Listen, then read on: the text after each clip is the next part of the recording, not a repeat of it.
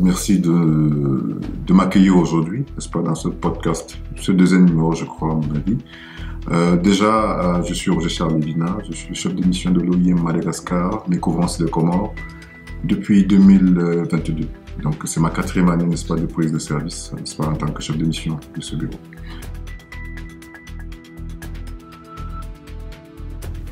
Avant d'aller un peu plus loin dans le détail, je voudrais aussi quand même remercier le PNUD, n'est-ce pas, avec qui nous avons été en partenariat dans le cadre de ce programme sur la gestion des migrations mal gérées et sous financement du UN Trust Fund.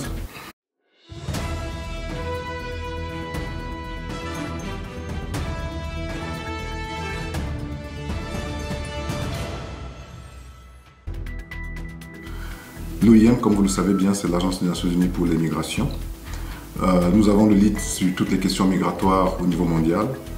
Nous avons été créés en 1951 et depuis ce temps, n'est-ce pas, l'organisation n'a cessé de muter. Muter au point où en 2016, n'est-ce pas, nous avons rejoint officiellement le système des Nations Unies et durant toutes ces mutations, nous avons réaffirmé, n'est-ce pas, notre engagement à servir, n'est-ce pas, les populations vulnérables, n'est-ce pas, les gouvernements, à mieux gérer, n'est-ce pas, les questions de migration dans les différents pays dans lesquels nous intervenons.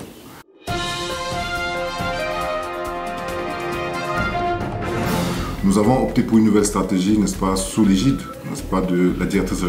générale, Madame Amy Pop, selon laquelle, n'est-ce pas, l'OIM se base principalement sur 3 grands objectifs. Le premier objectif, celui qui est de sauver des vies,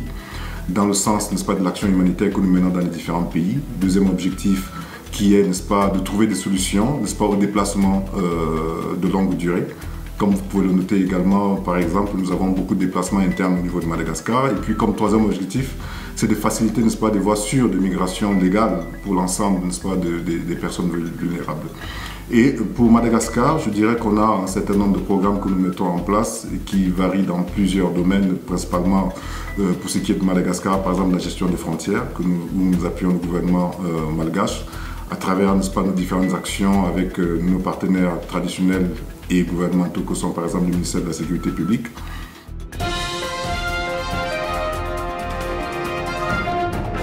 Ensuite, d'autres programmes sur l'action humanitaire, comme je l'ai dit tantôt. Vous savez que Madagascar est de plus en plus, au moins chaque année, affecté par 2 ou 3 cyclones, ce qui pousse, n'est-ce pas, des populations à se déplacer, n'est-ce pas, d'une région à une autre ou à l'intérieur des régions. Et dans ce cadre-là, l'OIM va apporter un très grand appui, n'est-ce pas, pour tout ce qui est action humanitaire et même en termes de collecte de données. Madagascar étant beaucoup impacté par tout ce qui est sécheresse et changement climatique, beaucoup de populations bougent, n'est-ce pas, de la région du Grand Sud pour les régions du Nord et ces différents déplacements sont à l'origine parfois, n'est-ce pas, des problèmes de cohésion sociale entre communautés.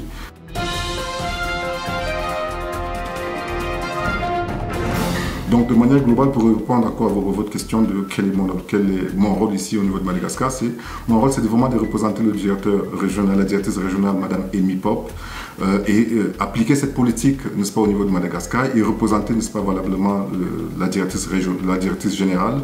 pour assurer que les relations entre l'OIM et le gouvernement de Madagascar sont au beau fixe. Mais principalement aussi, mais également m'assurer que les opérations telles qu'elles doivent être mises en place au profit, n'est-ce pas, des gouvernements, mais aussi au profit principalement des populations vulnérables, soient respectées et me rassurer ici également que la stratégie régionale que nous avons adoptée de commun accord et avec le gouvernement de Madagascar à travers le cadre de coopération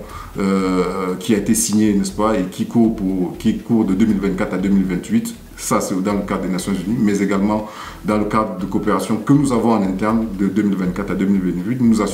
Je m'assure que, n'est-ce pas, les objectifs qui ont été définis dans ces différents cadres de coopération nous permettent, n'est-ce pas, d'améliorer nos relations et nos rapports avec le gouvernement de Madagascar.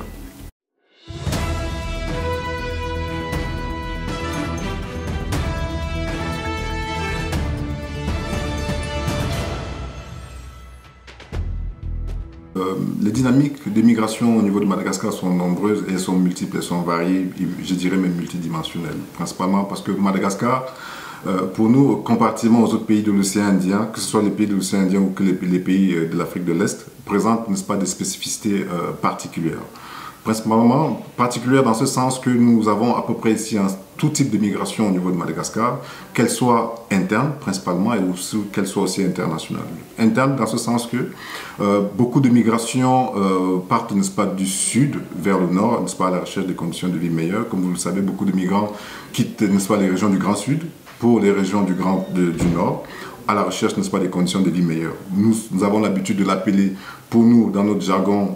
des Nations Unies, la migration interne. Mais pour le cas spécifique de Madagascar, et j'aime à le dire, c'est que nous considérons plutôt les migrants déplacés internes comme des migrants.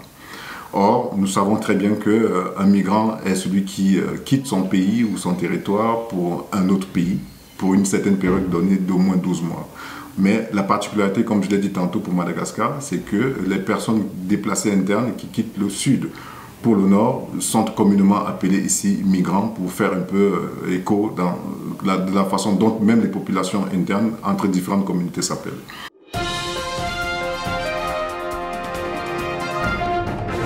Donc on peut dire que les types de migrations que nous trouvons ici sont des migrations internes et les facteurs qui poussent ces personnes à migrer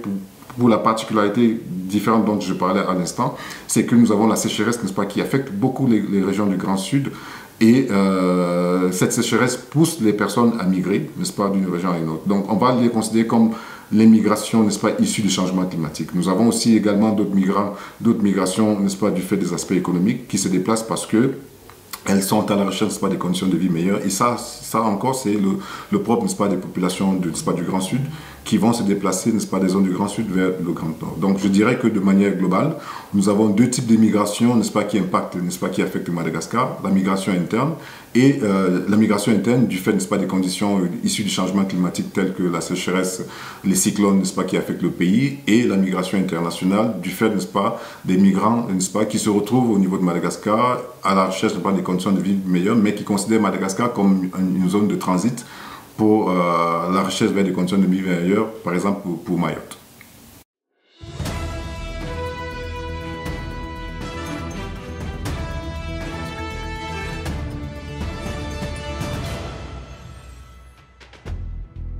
Alors, la migration est devenue un enjeu extrêmement majeur, je dirais même extrêmement majeur et extrêmement important pour Madagascar ces dernières années. Au vu de tout ce que nous avons pu constater ces derniers temps, à travers ce que, comme je l'ai dit tantôt d'entrée de jeu, que nous avons mis en place un outil qui s'appelle la matrice de suivi des déplacements des populations, qui nous a permis, n'est-ce pas, dans une moindre mesure, de collecter les informations sur le nombre de déplacés internes. Et cela est devenu de plus en plus important parce que cela a pris une grande ampleur, n'est-ce pas, pour le gouvernement à travers, n'est-ce pas, les différentes recherches que nous avons effectuées. Nous nous sommes rendus compte que la migration, que ce soit au niveau des communautés ou que ce soit au niveau du gouvernement, a pris de plus en plus une grande ampleur du fait, n'est-ce pas, de l'impact que cette migration a eu, n'est-ce pas, dans les régions, par exemple, si je dirais les régions du Nord. Simplement parce que même au niveau des populations ou des communautés d'accueil, beaucoup de plaintes ont commencé à s'ériger. Certaines des communautés ont estimé, par exemple, si je prends la région du Ménab, que les migrants, entre guillemets, que nous appellerons, n'est-ce pas, des déplacés internes, comment dire, surexploitaient, n'est-ce pas, les ressources forestières.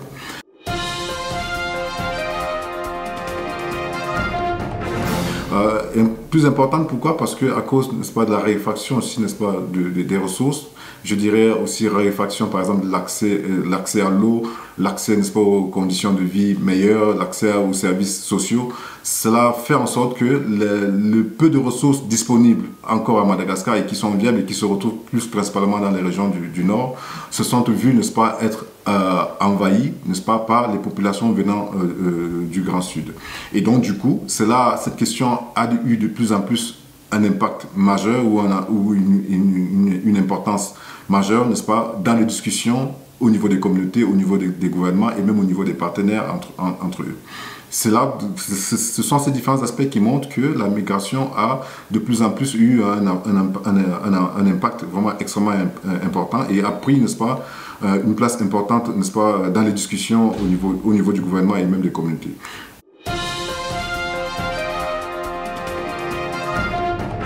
Dans ce sens également que le fait que de la pauvreté ambiante, n'est-ce pas, des ressources rares, et des déplacements de plus en plus importants, comme je l'ai dit tantôt, cela a montré comme quoi la migration, n'est-ce pas, devenait de plus en plus un sujet important et pas tabou. Cela s'est aussi noté à travers, par exemple, des tensions communautaires que nous avons pu noter entre les différentes communautés dans les régions, n'est-ce pas, d'accueil. La migration a de plus en plus eu un impact important. Et même dans les différentes discussions que nous avons pu avoir avec l'ensemble des partenaires, nous avons constamment été appelés par les différents partenaires. Si je prends par exemple le cas du programme dans lequel nous travaillons avec le PNUD, où nous avons été conviés, n'est-ce pas, à participer, à collecter un peu plus d'informations, à faire un peu plus d'analyses un peu plus poussées à la demande de certains bailleurs tels que le PNUD, l'OMS, dans différents domaines, que ce soit dans le domaine de la gouvernance, dans le domaine de la santé, dans le domaine humanitaire même avec le BNGRC. Ce sont ces différents éléments qui montrent que la migration a eu, n'est-ce pas, une place de plus en plus importante et qu'elle s'est vraiment amenée dans les différents débats et qui nous permet, n'est-ce pas, de dire que la migration au jour d'aujourd'hui à Madagascar est l'un des sujets sur lesquels nous devons vraiment nous pencher pour apporter des meilleures solutions et aider le gouvernement surtout à trouver, n'est-ce pas, des solutions meilleures pour la cohésion sociale, renforcer la cohésion sociale entre les différentes communautés, entre les différents partenaires et surtout entre les différentes régions. Et aller un peu plus loin et montrer que la migration, n'est-ce pas, peut être un facteur de développement si elle est bien gérée.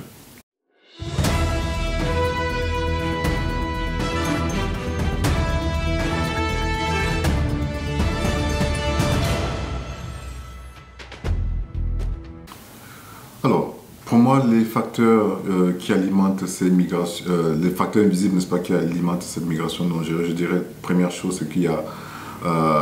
l'absence, par exemple, de politique, qui est l'un des facteurs qui pousse, par exemple, les populations à migrer d'une région à une autre. Je dirais aussi les différentes inégalités au niveau régional qu'on a pu constater.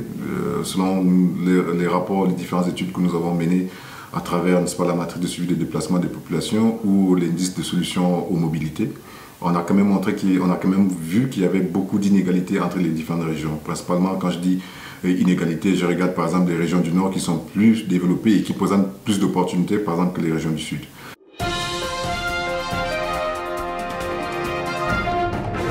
Un autre facteur pour moi serait ici aussi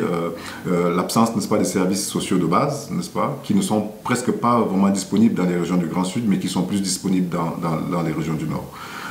Et aussi, je dirais aussi l'absence des mécanismes de protection qui poussent les populations les plus vulnérables du Grand Sud forcément à migrer vers les régions du Grand Nord. Donc ça, ce sont, je dirais, des facteurs vraiment invisibles qui poussent ces populations-là à migrer, n'est-ce pas, d'une région à une autre et qui montrent que ce sont des facteurs qui participent, n'est-ce pas, à pousser, qui participent, n'est-ce pas, à la migration, n'est-ce pas, de ces populations.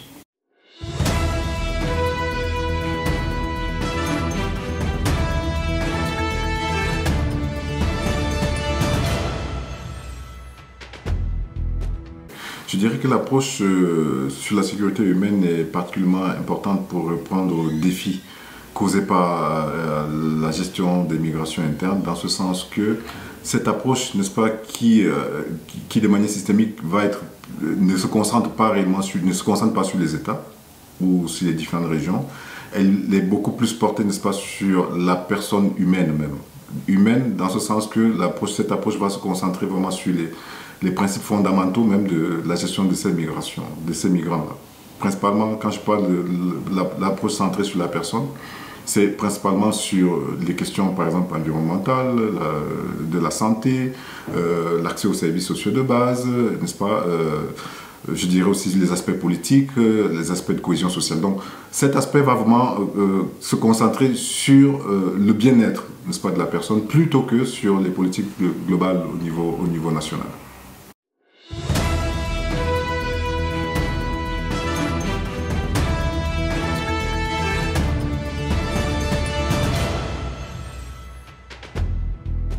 Pour cette question, peut-être pour un rappel, comme je l'ai expliqué tantôt dans différentes questions, nous avons 7 principes fondamentaux, n'est-ce pas, liés à la sécurité humaine. Nous avons la sécurité économique, la sécurité liée à la santé, la sécurité liée à la politique, la sécurité communautaire, la sécurité environnementale, la sécurité sociale aussi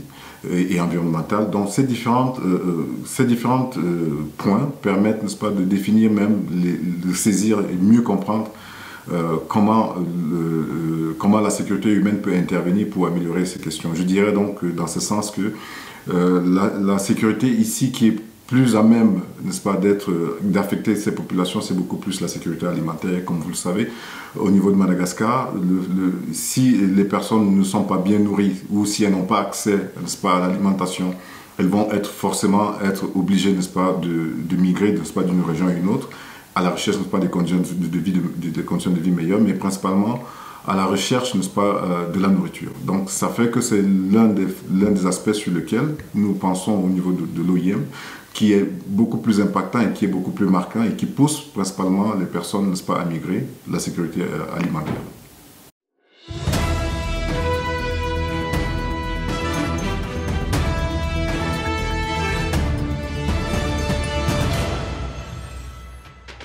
Le projet que nous avons mis conjointement avec le PNUD et financé par le UN Trust Fund on Human Security est un programme de 18 mois qui a commencé en 2022, mais qui a mis un peu plus de 2 ans, qui vient de s'achever au mois de mars 2025 parce que nous avons eu une extension. Donc ce programme a consisté, n'est-ce pas, effectivement à apporter, n'est-ce pas, une solution aux migrations non gérées, selon lesquelles qui couvrait principalement 2 régions, les régions de départ par la région d'Androy, qui était couvert par le PNUD, et puis les régions de destination du Nord, la région du MENAP, qui était couvert par l'OIM.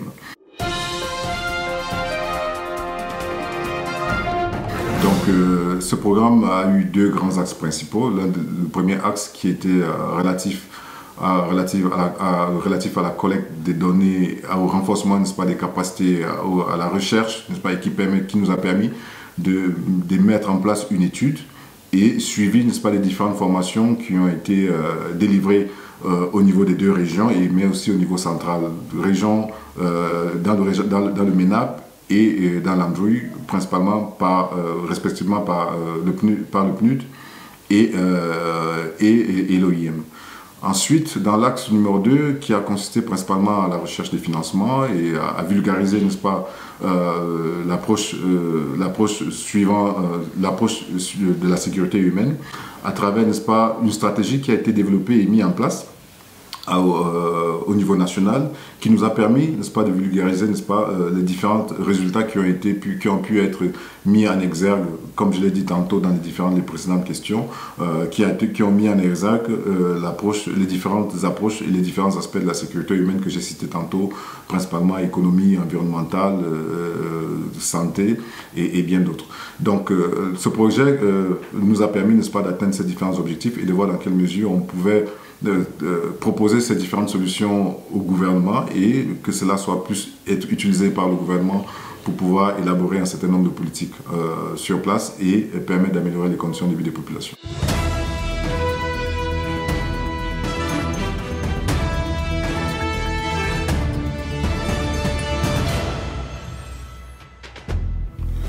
Alors, la stratégie nationale de la migration, selon l'approche de la sécurité humaine qui vient d'être élaborée, effectivement, a permis, n'est-ce pas, je dirais, de voir 3 grands axes et 3 grandes innovations. La première, c'est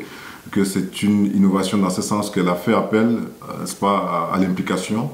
de plusieurs partenaires, que ce soit au niveau communautaire, au niveau des gouvernements et même aussi au niveau des agences.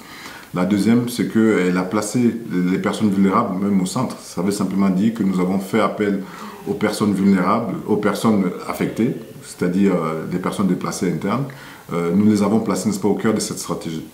Un troisième axe, c'est celui lié à l'utilisation même que cela offre, l'opportunité que cela offre au gouvernement, aux bailleurs aussi, principalement, pour pouvoir appliquer, n'est-ce pas, le principe de la sécurité humaine dans la gestion des migrations.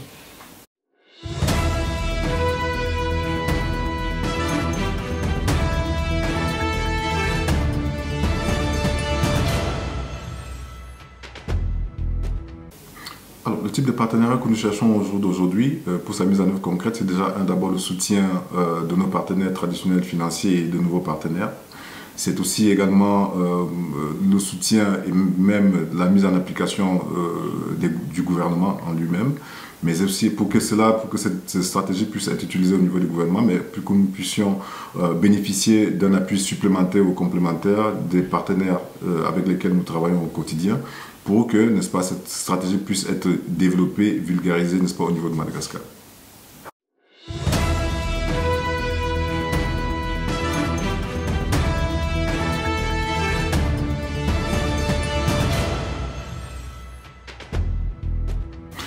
Bon, premièrement, déjà,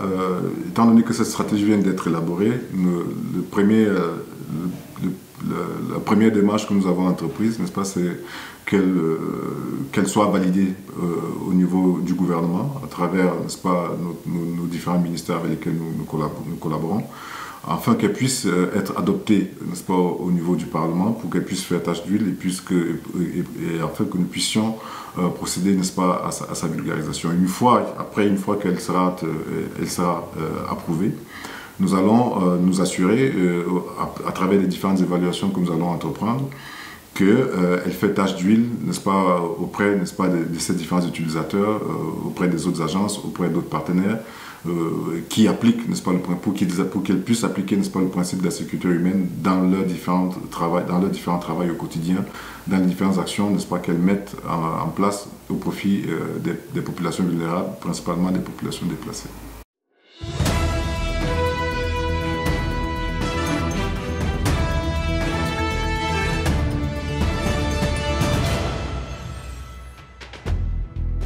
Alors, pour que cette approche porte véritablement ses fruits, cela nécessite l'implication de tous les acteurs. Quand je dis tous les acteurs, je regarde déjà d'abord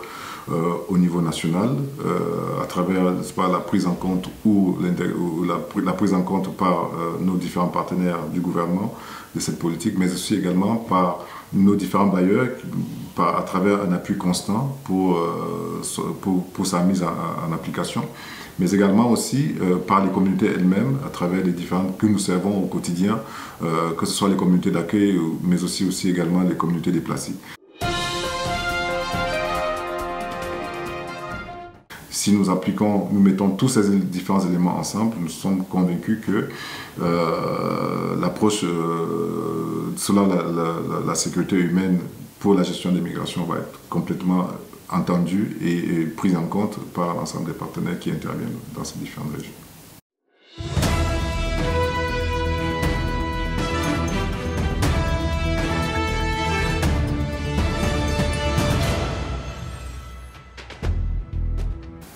À l'ensemble des partenaires, n'est-ce pas, qui nous écoutent,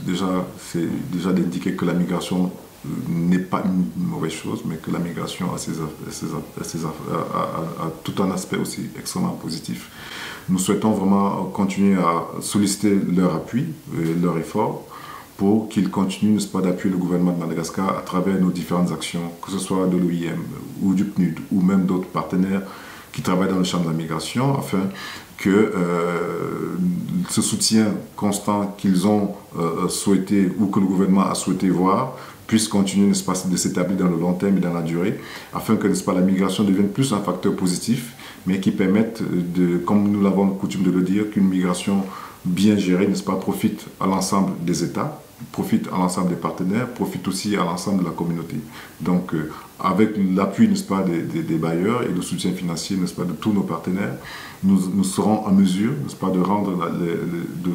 n'est-ce pas, la migration beaucoup plus positive au niveau de Madagascar, afin qu'elle participe au développement de ce pays.